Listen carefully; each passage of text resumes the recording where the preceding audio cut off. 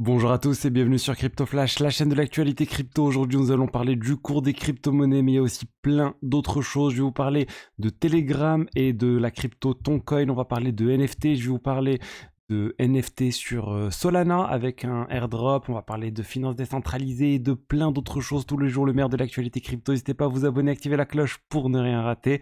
Alors, au niveau du cours des crypto-monnaies, là, si on regarde, on est en baisse, moins 1,6%. Mais ça s'est pas passé comme ça tout au long de la journée. Regardez ce qui s'est passé aujourd'hui dans la journée. Le Bitcoin a quasiment atteint les 73 000 dollars selon là où on regarde. CoinGecko, on est un peu en dessous, mais on voit bien ici qu'on a dépassé les 73 000 dollars. Mais juste après qu'on ait atteint les 73 000 dollars, ça a baissé. Ça a baissé, c'est même passé autour de 69 000 dollars. Donc voilà, on a connu une chute, après c'est remonté, mais voilà, c'est tout à fait normal d'avoir de la volatilité comme ça. On a l'habitude maintenant avec le Bitcoin, ça a plus de 10 ans, il y a toujours des hausses, des baisses, et même en période de hausse, il y a souvent des fortes corrections. Honnêtement, c'est même pas choquant qu'en période de bull market, d'avoir un moins 20, moins 30%, moins 35%. C'est des choses qui peuvent arriver, et là, ça serait pas du coup déconnant qu'on ait une baisse de moins 30% du Bitcoin à court terme, sans que ça implique une fin du bull run. Enfin bon, je voulais en parler parce que c'est vraiment marquant. On a quand même eu un nouveau plus haut historique. Mais après tout, ça fait pas beaucoup de news. On continue comme si de rien n'était. On est toujours au-dessus des 70 000 dollars. Je pense vraiment qu'on commencera à parler encore massivement du Bitcoin et des cryptos au niveau des journaux, au grand public, au niveau de la télévision, etc. Je pense qu'on va dépasser les 100 000 dollars. Ça va encore faire beaucoup de bruit et qu'on est au tout début. Alors, ensuite, je voulais vous parler d'une analyse de Bernstein qui pense toujours que le Bitcoin pourrait atteindre les 150 000 dollars. Ils avaient déjà prédit ça l'année dernière pour une cible à 150 000 dollars en 2025. Et là, ils confirment la prédiction. Ils disent on est encore plus confiant qu'on devrait atteindre les 150 000 dollars pour le Bitcoin. Vraiment, l'ETF Spot Bitcoin, selon eux, est un succès monstre. Et oui, ça, tout le monde s'accorde à le dire. Ça marche vraiment du feu de Dieu, les ETF Spot Bitcoin aux États-Unis. On attend maintenant la suite. Est-ce que ça sera un autre ETF d'une grande crypto, par exemple l'Ether? On verra, les avis sont partagés comme je vous l'ai dit dans la vidéo d'hier. Ensuite, logiquement, avec des prix très élevés pour le Bitcoin, on a les mineurs du Bitcoin aussi qui génèrent énormément de revenus. Et bien on vient d'atteindre un plus haut historique pour les revenus générés par les mineurs du Bitcoin. C'est assez logique, hein, les mineurs, ils ont une récompense fixe de minage toutes les 10 minutes. Plus le prix augmente, et bien plus cette récompense est élevée. Et là, on est resté à des niveaux assez élevés pendant un certain temps, plus de 70 000 dollars maintenant depuis quelques temps, et ce qui entraîne le revenu maximum des mineurs, un plus haut historique pour les revenus des mineurs. Et on a eu aujourd'hui au niveau du volume de trading, au niveau des ETF spot Bitcoin, le deuxième meilleur jour au niveau du volume de trading pour les ETF spot Bitcoin. Donc vraiment énormément d'argent qui circule encore sur Wall Street autour du Bitcoin, mais pas que chez Wall Street, aussi sur les exchanges crypto, etc. Ça trade beaucoup. On va s'éloigner un peu du Bitcoin maintenant. Et je voulais juste vous rappeler qu'il y a toujours les 20 euros gratuits. Fait vite, profitez-en. Ça arrive c'est valable jusqu'à la fin de la semaine. À vendredi sur l'exchange Bitvavo, partenaire de la chaîne. Vous finalisez le processus d'inscription et vous profitez de ces 20 euros. Il faut réaliser un dépôt aussi pour pouvoir récupérer ces 20 euros. Alors, le lien est dans la description. Ensuite, je vous ai dit, on va parler d'autre chose. On va parler de Toncoin. Toncoin, la crypto associée à Telegram, même si officiellement les deux sont séparés, mais il y a beaucoup de collaboration, il y a beaucoup d'usage de la blockchain Ton dans Telegram, l'application de messagerie instantanée qui marche vraiment très très bien, et notamment dans l'écosystème crypto, elle est fortement utilisée. Honnêtement, la plupart des messages que j'ai avec des personnes dans le monde de la crypto se font sur Telegram, alors que bizarrement, c'est pas l'application la plus sécurisée. Il n'y a pas de chiffrement de bout en bout sur Telegram par défaut, contrairement à WhatsApp, contrairement à Signal. Mais bon, c'est un autre sujet. Je voulais du coup revenir sur le prix de la crypto Toncoin qui vient de fortement augmenter. On est à 16,7% sur 24 heures, et si on prend une durée plus importante, ça a vraiment énormément augmenté depuis hier. Pourquoi? Qu'est-ce qui s'est passé? Eh bien, on a eu des annonces en fait autour de Telegram qui pourrait se lancer son IPO, son introduction en bourse. Pavel Durov, le président et le fondateur de Telegram, a dit qu'ils étaient en train d'étudier le sujet. Ils ont énormément d'utilisateurs, on parle de plusieurs 900 millions d'utilisateurs mensuels sur Telegram, qui devraient bientôt arriver à l'équilibre en termes de tout simplement de bénéfices, c'est-à-dire qu'ils vont gagner plus d'argent que que ce qu'ils dépensent. Parce qu'à maintenant, c'était pas rentable en fait Telegram, mais là ils ont introduit un certain nombre de choses qu'ils sont en train de gagner de l'argent, la publicité, des abonnements, etc. Et bien sûr, la crypto Toncoin profite de tout ça. Elle est très utilisée, enfin elle va être de plus en plus utilisée sur Telegram, sur l'écosystème Telegram, pour acheter plein de choses sur Telegram, pour le partage des revenus publicitaires sur Telegram. Donc ils sont en train d'intégrer ce Open Network pour pouvoir vraiment avoir leur propre crypto. Ils ont en fait pas pu créer eux-mêmes. Ils voulaient créer à la base ton eux-mêmes, mais la SEC les a pas laissés. Ils avaient fait une levée de fonds monstre, plusieurs milliards de dollars avaient été levés. Au final, ils ont dû rembourser les investisseurs et ton a été créée par la communauté, on va dire. Imagine qu'il y a quand même de l'investissement de Telegram. Ensuite, on va revenir sur les NFT.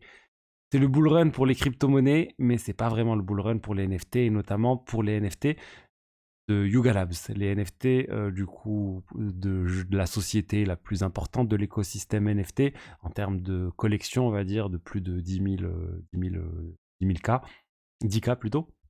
Les Bored Apes sont en baisse et sont vraiment à un niveau très très bas pour les Bored Apes. Regardez. Si on va sur NFT Price Floor, on peut voir que les Bored Apes sont à 13 Ethers. Ça fait tout de même 52 000 dollars. C'est-à-dire que le prix plancher, le plus bas prix pour acheter un NFT Bored Ape, c'est 52 000 dollars, alors qu'au plus haut, on avait dépassé les 400 000 dollars. Vous voyez la baisse, alors que généralement on pensait qu'avec le bull run, ça allait reprendre les NFT aussi, pas pour les Bored Ape Yacht Club.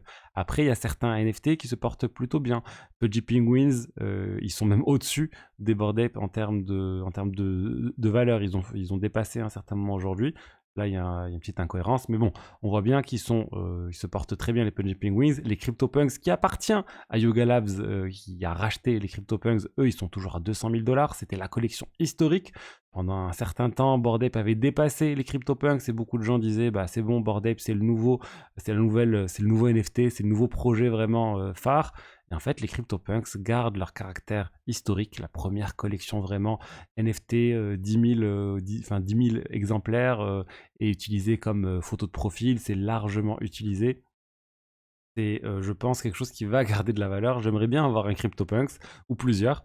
Mais voilà, moi je suis plus investi sur l'écosystème crypto, la finance décentralisée, etc. Donc baisse globale, on a aussi les Mutant Ape Yacht Club qui sont très bas. Ils sont en dessous du prix de leur mint. On est à 2 Ethers, on a Otherside aussi qui est en baisse. Bref, des NFT qui se portent globalement pas vraiment très très bien. Il y a pas mal de collections qui sont en baisse sur tout l'écosystème. NFT, on va voir est-ce que ça va repartir. Est-ce que pour vous, est-ce qu'il y aura un bull run, peut-être des NFT décorrélés du bull run crypto? Je suis preneur de votre avis. Il y a des gens qui pensent que le prochain bull run NFT aura lieu plutôt sur le Bitcoin avec les ordinals.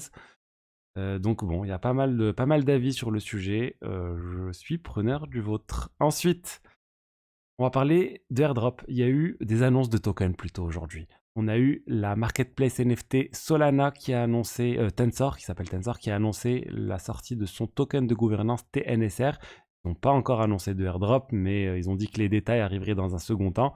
Et voilà, je sais qu'il y a pas mal de personnes qui étaient à la recherche de cet airdrop. Vous en saurez plus très bientôt. Ensuite, un lancement de token qui n'était pas prévu aussitôt, c'est le lancement de token de Etherfi. Etherfi, c'est un protocole de liquid restaking, donc sur EigenLayer. Moi, je suis exposé à cet airdrop et c'était prévu pour avril. Et là, ils viennent d'annoncer que ça allait arriver. Le token Etherfi allait arriver la semaine prochaine sur Binance. Lundi, ça devrait arriver sur Binance. Ils n'ont pas encore des détails sur l'airdrop, mais ça veut dire que c'est bon. Ça va très très bientôt sortir. On rappelle, il y a un système de points actuellement pour que les gens accumulent et on va voir comment ces points vont se transformer. S'ils se transforment, je l'espère en tout cas, en token Etherfi. Ensuite, demain ou aujourd'hui, je ne sais pas quand vous allez voir cette vidéo et elle sera publiée. En tout cas, le 12 mars, le 13 mars plutôt, on a la sortie de la prochaine mise à jour Ethereum, le hard fork Ethereum d'Enkun qui va permettre d'avoir le proto Dunk Sharding, ce nom barbare EIP 4844 qui va permettre de réduire drastiquement les frais de transaction sur les L2. Ça arrive à 13h55 heure GMT. Donc bon, c'est très bientôt, il n'y a pas de doute que ça va arriver. C'est même arrivé en avance de phase sur la Gnosis Chain, ils ont pris la mise à jour, ils l'ont déjà déployé. Donc bon, hâte de voir tout ça, hâte de voir comment les plateformes, les L2 vont adopter cette mise à jour, vont réaliser la mise à jour, parce qu'il faut qu'ils fassent des modifications pour qu'ils puissent profiter de cet espace de stockage offert par cette mise à jour. Les blobs, on devrait vraiment avoir une réduction. Et d'ailleurs, si vous êtes en train d'essayer d'aller voir des airdrops, ça devrait potentiellement être très intéressant suite à cette mise à jour sur les solutions de niveau 2, telles que Scroll, ZK-Sync, etc. Parce que ça devrait réduire les frais. D'ailleurs, Starknet, qui a déjà fait son airdrop, pour annoncer qu'ils allaient mettre à jour aussi leur protocole pour pouvoir profiter de cette mise à jour d'Ethereum et du coup avoir des frais de transaction plus bas. Ils vont aussi améliorer de leur côté les frais de transaction. Enfin, ils ont fait des optimisations des frais de transaction pour avoir encore moins de frais. Donc bon, c'est très intéressant ce qui se passe actuellement sur les L2 sur Ethereum. Beaucoup de tentatives de réduire les frais au maximum. Et aujourd'hui, il y a une news donc, qui n'a pas fait beaucoup de bruit, c'est les chiffres de l'inflation aux États-Unis qui sont plus élevés que prévu. En période de bear market, tout le monde était en train de scruter ces chiffres de l'inflation aux États-Unis pour voir si ça allait entraîner un impact sur la hausse ou la baisse des actifs risqués tels que les cryptos, mais là, c'est plus trop le cas. Oui, il y a une baisse aujourd'hui. Est-ce que c'est lié au taux d'inflation? Je ne sais pas. Mais en tout cas, les chiffres de l'inflation sont vraiment moins bons que prévu. Et voilà, on va voir maintenant quand est-ce que la Fed va vraiment diminuer ses taux directeurs, parce que si on maintient une inflation élevée au-dessus des 2%, il risque de ne pas les augmenter tout de suite. On s'attendait déjà à une augmentation en mars, on va dire un peu plus tôt. Là, elle est décalée dans le temps. On espère avoir une baisse des frais des taux directeurs de la Fed d'ici la fin de l'année 2024. On verra si ça a lieu. Donc voilà ce que je voulais vous dire aujourd'hui sur les diverses actualités crypto du jour. J'espère que le contenu vous a plu. N'hésitez pas à liker, commenter, vous abonner. Et je vous dis à demain pour la suite. Au revoir.